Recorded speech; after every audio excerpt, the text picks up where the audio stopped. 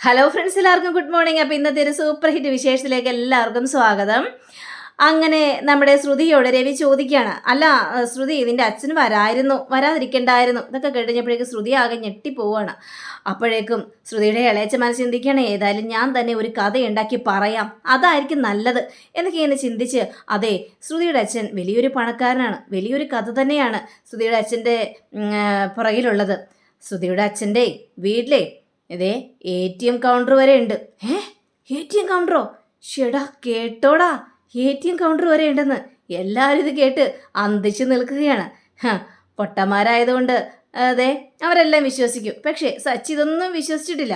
സച്ചി ഇയാൾ പറയുന്നത് മുഴുവനും ശ്രദ്ധിച്ച് കേട്ടുകൊണ്ട് നിൽക്കുകയാണ്. എന്തെങ്കിലും ഒരു ക്ലൂ കിട്ടിക്കഴിഞ്ഞാൽ അപ്പം കയറി പിടിക്കാം എന്ന രീതിയിൽ തന്നെയാണ് നമ്മുടെ സച്ചി നിൽക്കുന്നത്. അപ്പം അതിനുശേഷം ഈ അളയച്ചൻ പറയാണ്, അതെ, പിന്നെ ശ്രുതിയുടെ അമ്മ മരിച്ചു പോയല്ലോ. ഇത് കേട്ട് ശ്രുതി ആകെ ഞെട്ടിപ്പോയിക്കണം. എൻ്റെ ദൈവം, ഇയാൾ എന്തൊക്കെയാണ് പറയുന്നത്? ഇയാളെ എല്ലാം കൊളമാക്കും. അപ്പോൾ നമ്മുടെ ചന്ദ്രയാണെങ്കിൽ, അല്ല, അയ്യോ, ആ അമ്മ മരിച്ചു പോയ കാര്യമൊക്കെ ഞങ്ങൾക്കറിയാം, പക്ഷേ എങ്ങനെയാണ് അതൊക്കെ സംഭവിച്ചത് എന്നൊക്കെ പറയുമ്പോൾ, ഞാനൊന്ന് നേരെ ഇന്ന് സംസാരിക്കാം. അതെ, അത് വലിയൊരു കഥ തന്നെയാണ്.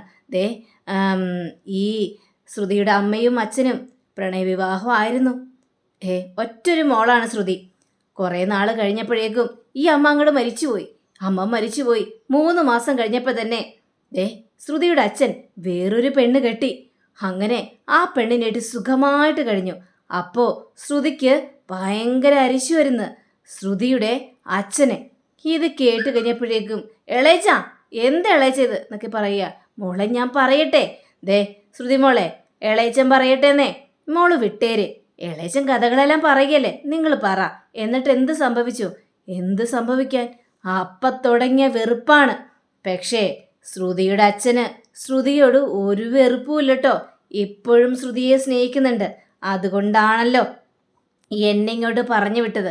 ഇത് കേട്ടിട്ടുണ്ടെന്ന ശ്രുതിയുടെ തല കറങ്ങിയാണ്. ദൈവം, ഇയാളുടെ ഒച്ച നിർത്തിയില്ലെങ്കിൽ ഇനി ഇയാൾ അതും ഇതും പറഞ്ഞുകൊണ്ടിരിക്കും.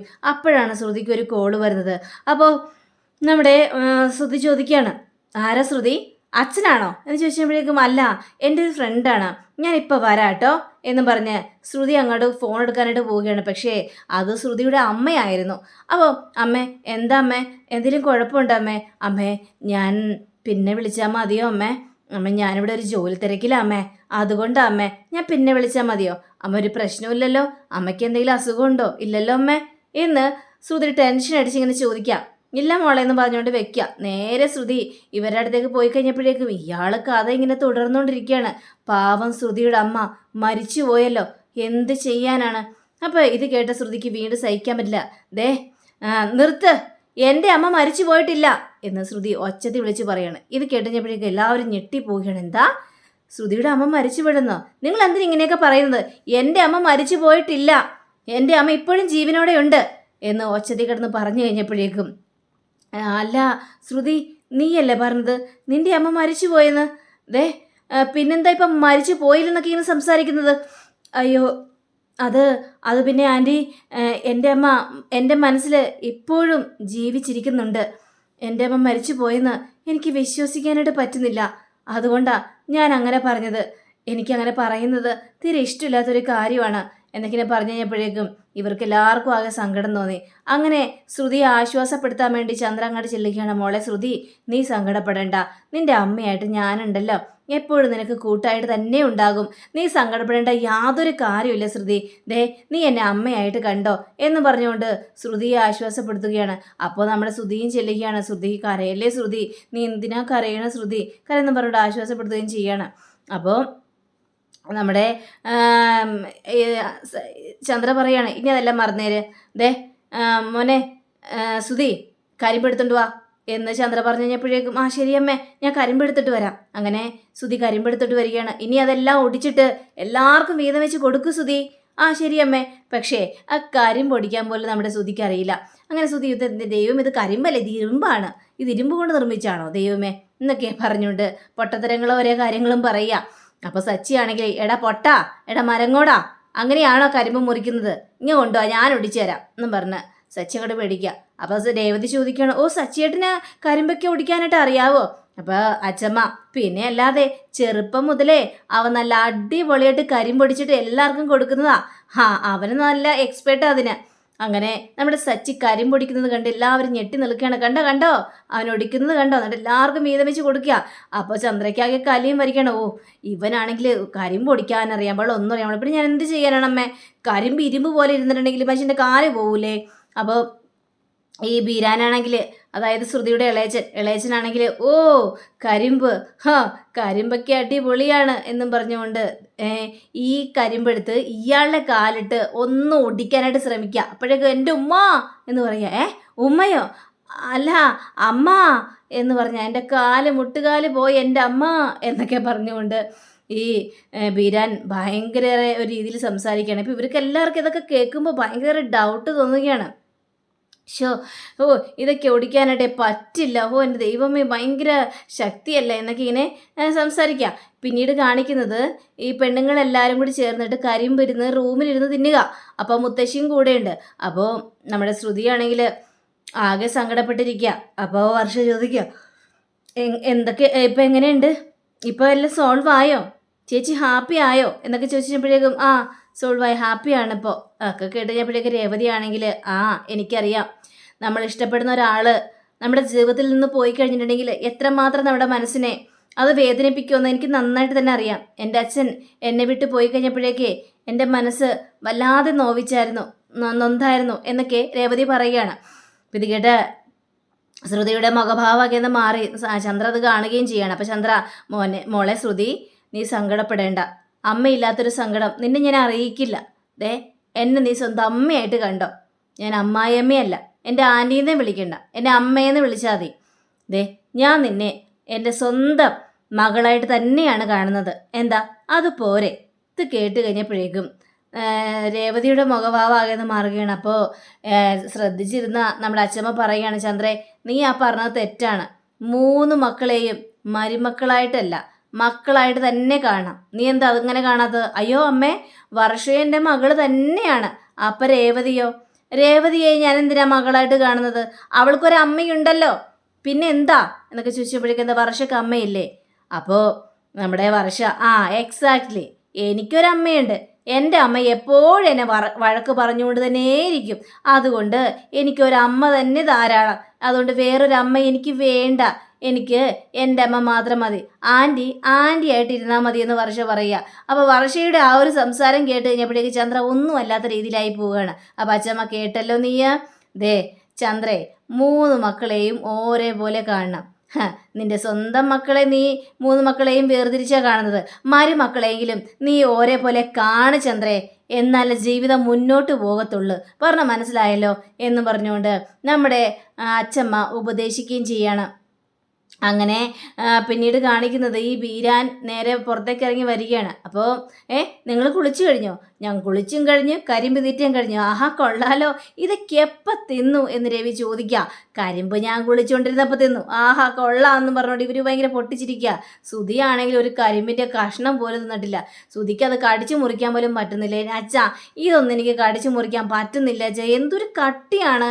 ഇത് വല്ല ജ്യൂസ് അടിച്ച് കുടിക്കുന്നതായിരിക്കും നല്ലത്. ഇത് കേട്ട സച്ചി, എടാ നിന്റെ തലയിലും ഒന്നുമില്ല, നിന്റെ പല്ലിനും ബലമില്ലേ? കരിമ്പ് കടിച്ച് മുറിച്ച് തിന്നടാ, എന്നാൽ മാത്രമേ പല്ലിന് ആരോഗ്യം കിട്ടുള്ളൂ. മനസ്സിലായോ? അത് ശരിയാണെന്ന് നമ്മുടെ ബീരാൻ ഇളയച്ചൻ പറയാണ്. ഈ ആടിൻ്റെയും മാടിൻ്റെയൊക്കെ എല്ലിലൊക്കെ അടിച്ചങ്ങോട്ട് മുറിച്ചങ്ങോട്ട് തിന്നണം. ഈ മാടിൻ്റെ എല്ലിൻ്റെ ഒപ്പേ കുറച്ച് മാംസം ഉണ്ടാകും. ആ മാംസവും എല്ലും കൂടി ഒരുമിച്ച് കടിച്ച് പറിക്കണം. പിന്നെ ആടിൻ്റെ എല്ലാണെങ്കിൽ ഭയങ്കര രസമാണ്. ഇതൊക്കെ കേട്ടുകഴിഞ്ഞപ്പോഴേക്കും എല്ലാവരും അന്തിച്ച് നോക്കി നിൽക്കുന്നത്. എന്ത് ഇയാൾ ഇങ്ങനെയൊക്കെ കിടന്ന് സംസാരിക്കുന്നത്? എപ്പോൾ നോക്കിയാൽ ആട് മാട് ഇതൊക്കെയാണല്ലോ പറഞ്ഞു കൂട്ടുന്നത്. അപ്പോൾ സച്ചിക്ക് ഭയങ്കര ഡൗട്ട് അടിക്കുക. അപ്പോൾ സച്ചിയുടെ കൂട്ടുകാരുണ്ട്, കണ്ടോടാ, കേട്ടോ, ഇയാൾ ഇതൊക്കെ തന്നെയാണ് പറയുന്നത്. അപ്പോൾ നമ്മുടെ ബീരാൻ ചോദിക്കുകയാണ്, നിങ്ങൾക്ക് ആടിൻ്റെ എല്ലാണോ സോഫ്റ്റ് അല്ലെങ്കിൽ മാടിൻ്റെ എല്ലാണോ സോഫ്റ്റ്? പറയാവോ? പറ നിങ്ങൾ പറ, ഞാനൊന്നറിയട്ടെ. അപ്പോൾ സുധിയാണെങ്കിൽ ഞങ്ങൾക്കറിയില്ല, ഞങ്ങളെങ്ങനെ അറിയാനാ? ഇതൊന്നും ഞങ്ങളോട് ചോദിച്ചിട്ട് യാതൊരു കാര്യമില്ല. അപ്പം ശ്രുതി അങ്ങോട്ട് വരികയാണ്. ദൈവം ഇയാൾ എന്തൊക്കെയാണ് സംസാരിക്കുന്നത്, എപ്പം നോക്കിയാൽ ആട് മാട്. ഇളയച്ചൻ എന്താ ഇളയച്ചൻ എവിടെ ഇരിക്കുന്നത്? ഇളയച്ചൻ വാ ഇളയച്ച, കുറച്ചു നേരം കിടന്ന് ഉറങ്ങ്, റെസ്റ്റ് എടുക്ക്. അപ്പം രവി ഇത് കേട്ട് കഴിഞ്ഞപ്പോഴേക്കും മോള് വിളിക്കുന്നത് കേട്ടില്ല, നിങ്ങൾ അങ്ങോട്ട് കിടന്ന് റെസ്റ്റ് എടുക്ക്. ഏയ് ഞാൻ കുറേ നേരമായി കിടന്ന് ഉറങ്ങുന്നത്, ഇനിയും കിടന്ന് ഉറങ്ങിക്കഴിഞ്ഞിട്ടുണ്ടെങ്കിൽ രാത്രി എനിക്ക് ഉറക്കം വരില്ല, അതുകൊണ്ട് ഉറങ്ങുന്നില്ല. അപ്പം സച്ചിക്ക് ഒരു ഐഡിയ തോന്നി. അപ്പം സച്ചിയാണെങ്കിൽ അതെ എങ്കിൽ പിന്നെ ഞാനൊരു കാര്യം പറയാം, നമുക്ക് എല്ലാവർക്കും ഒന്ന് ഈ നാടൊന്ന് കാണാനായിട്ട് പോയാലോ, നല്ല രസമാണ്. ആണോ?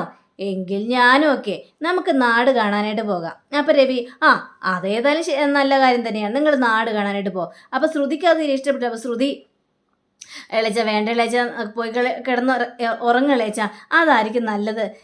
അപ്പം സച്ചിയാണെങ്കിൽ സാരമില്ലെന്നേ, വാ ഏളേച്ചൻ ഇങ്ങോട്ട് വാ, ഏളേച്ചന് ഞാൻ കുറേ നാടുകളെല്ലാം കാണിച്ചു തരാം. അയ്യോ അവിടെ മാടുണ്ടാവോ? മാടോ? എനിക്ക് മാടുകളെ കാണാൻ ഭയങ്കര ഇഷ്ടമാണേ, അതുകൊണ്ടാ മാടുണ്ടാവോ എന്ന് ചോദിച്ചത്. അയ്യേ ഇയാളെന്ന് ഇങ്ങനെയൊക്കെ പറയുന്നത്, മാടും ആടും എല്ലാം ഉണ്ട്, വാ നമുക്ക് അങ്ങോട്ട് പോകാം എന്ന് പറഞ്ഞുകൊണ്ട് വിളിച്ചിട്ട് പോയി കഴിഞ്ഞപ്പോഴേക്കും ശ്രുതിയോട് പറയാണ്, ശ്രുതി നീയും കൂടി ചെല്ല്. അയ്യോ ഞാനെന്തിനാ, എനിക്കിവിടെ ഒന്നും കാണണ്ട, ഞാൻ കുറേ കണ്ടതൊക്കെയാ, എനിക്ക് ഈ കരിമ്പ് കടിച്ച് ഭയങ്കര ടയേർഡായി, ഞാൻ പോയി ഒന്ന് റെസ്റ്റ് എടുക്കട്ടെ എന്ന് പറഞ്ഞുകൊണ്ട് ശ്രുതി അങ്ങോട്ട് പോകാനായിട്ട് തുടങ്ങിക്കഴിഞ്ഞപ്പോഴേക്കും വീണ്ടും എൻ്റെ ശ്രുതി ഒന്ന് ചെന്നണ്ടേ, അങ്ങോട്ട് അവരോടൊപ്പം ചെല്ല്, അതായിരിക്കും നല്ലത്, ചെല്ല് എന്ന് പറഞ്ഞു വിടുകയാണ്. അപ്പോൾ പറഞ്ഞു വിട്ട് കഴിഞ്ഞപ്പോഴേക്കും ശ്രുതിക്കാണെങ്കിൽ ആകെ ടെൻഷൻ കൂടി ഒരു രക്ഷയില്ല. അങ്ങനെ ഇവരെല്ലാവരും കൂടി ആ ഒരു പറമ്പിലേക്ക് എത്തി. ദൈവം ഇവിടെ എന്ത് ചൂടാണ്, ഇവിടെ ചൂട് സഹിക്കാനായിട്ട് പറ്റുന്നില്ലല്ലോ, എന്ത് ചൂടാണല്ലേ. ഇത് കഴിഞ്ഞപ്പോഴേക്കും സച്ചി എന്താ മലേഷ്യയിൽ ചൂടില്ലേ? മലേഷ്യയിൽ ചൂടുണ്ടോ ഇല്ലെന്ന് എനിക്കെങ്ങനെ അറിയാം? എന്താ നിങ്ങൾ പറഞ്ഞത്? അതല്ല, മലേഷ്യയിൽ ഇപ്പം ചൂടുണ്ടോയെന്ന് എനിക്കറിയില്ലല്ലോ, ഞാൻ ഇവിടെയല്ലേ. ഇത് കേട്ട സച്ചിയുടെ കൂട്ടുകാരൻ അല്ല അവൻ ഉദ്ദേശിച്ചതേ, നിങ്ങൾ വരുമ്പോൾ മലേഷ്യയിൽ ചൂടുണ്ടായിരുന്നോ ഇല്ലേ എന്നാണ് ചോദിച്ചത്. മലേഷ്യയിൽ ചൂടൊക്കെ ഉണ്ടായിരുന്നു, പക്ഷെ ഒരു കണക്കിന് ചൂടുള്ളത് നല്ലതാണ്, ഈ തോലുണങ്ങാൻ ബെസ്റ്റാണ്. ഇയാളത് എന്തൊക്കെയാണ് ഈ പറയുന്നത് എന്നൊക്കെയാണ് ചിന്തിക്കുക. അപ്പോൾ അതെ ഇനിയും കുറേ സ്ഥലങ്ങളൊക്കെ കാണാനുണ്ടോ? എനിക്ക് ഏതായാലും ഭയങ്കര ഇഷ്ടപ്പെട്ടു. അപ്പോൾ പെട്ടെന്നൊരു ആടിൻ്റെ ശബ്ദം കേൾക്കേ. എവിടെയാണ് ആടിൻ്റെ ശബ്ദം? അതെ എനിക്ക് ആടിനെ ഇപ്പം കാണണം. എനിക്ക് ഇതുങ്ങളുടെയൊക്കെ ശബ്ദം കേൾക്കുമ്പോഴേ എൻ്റെ മേലാകെ ഹരം കൊള്ളുകയാണ്.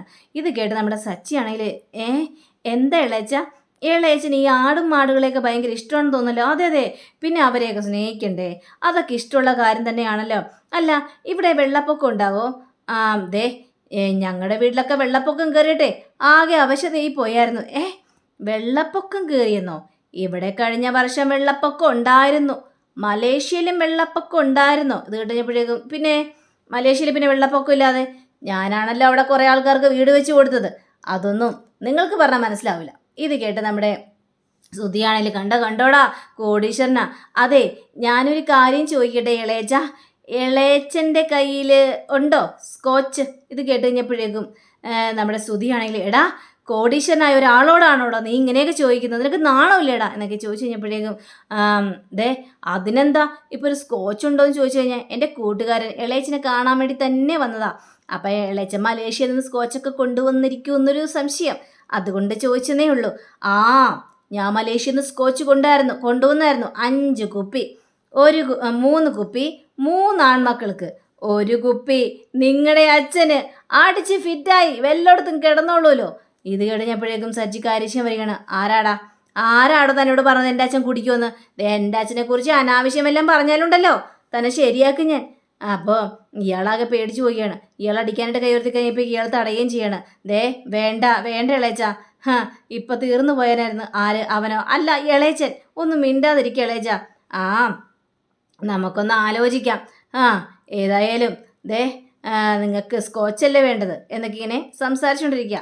അപ്പോൾ അങ്ങനെയും കാണിച്ചുകൊണ്ടാണ് നമ്മുടെ ഇന്നത്തെ റിവ്യൂടെ അവസാനിച്ചിരിക്കുന്നത്. അടുത്ത റിവ്യൂവിനെ കാത്തിരിക്കുക, സബ്സ്ക്രൈബ് ചെയ്യുക. എല്ലാവർക്കും നല്ലൊരു ദിനം ആശംസിച്ചുകൊണ്ട് തന്നെ നമസ്കാരം. Thank you. ബൈ.